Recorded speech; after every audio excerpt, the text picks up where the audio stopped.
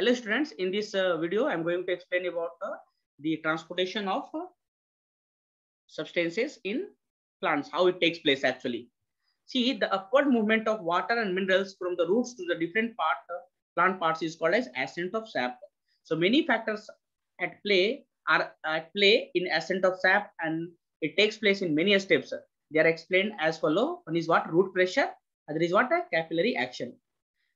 Root pressure. The walls of cells of roots hairs are very thin.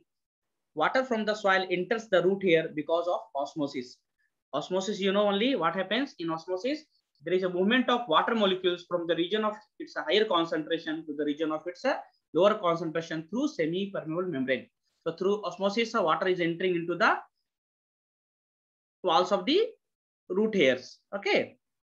So root pressure is responsible for the movement of water up to the base of the stem. Okay. Capillary action. A very fine tube is called capillary. Water or any liquid rises in the capillary because of the physical force, and this phenomenon is called as what? Capillary action. Water in a stem rises up to some height because of capillary actions.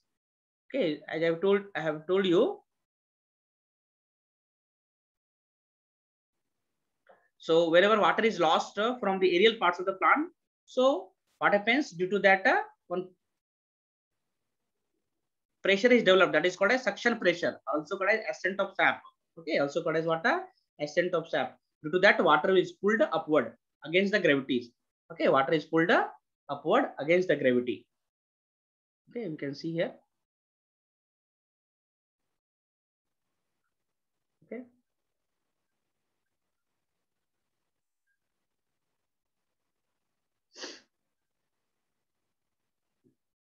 So this is how water and minerals are transported in the plants.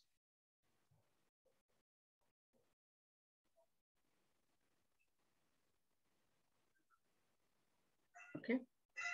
See, apart from that, adhesion, cohesion. See, there are two types of forces. One is adhesion forces, adhesive force. Adhesive force is the force between the two different molecules. Okay, and cohesive force is what? The force between the same molecules. So what happens? Water molecules make a continuous column in the xylem because of the force of adhesion and cohesion among the molecules. You can see here, because of adhesive force between the water molecules and the cells of the stem or root, it is not falling down. Okay, it will get attracted and it will keep on moving. So transpirational pull. See, loss of water through the stomata and the lenticels in plants is called as water transpiration. So transpiration through a stomata creates a vacuum, which creates a suction called as transpirational pull. As I told you, see, whenever water is lost from the aerial parts of the plant, so when when pull is developed, that is called as transpiration pull, or also called as suction pressure. And the transpiration pull sucks the water column from the xylem tubes, and thus water is able to rise to great height even in the tallest plants also. Okay, this is the way how the water is moving very high distance. Okay.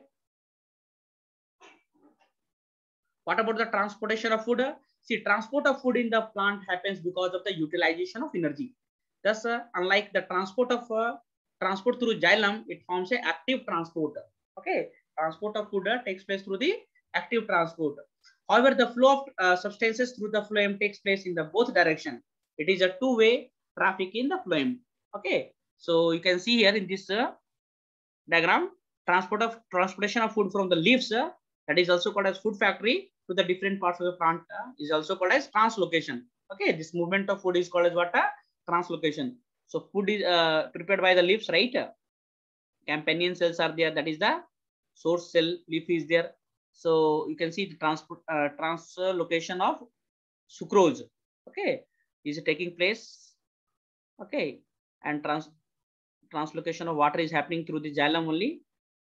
Okay, and water is entering. We see, because of for photosynthesis, what is needed? Water is needed. Yes or no? So water is absorbed through the xylem tissues by the phloem tissues, which is present in the leaves part. Okay. This is all about how the transportation takes place in the plants.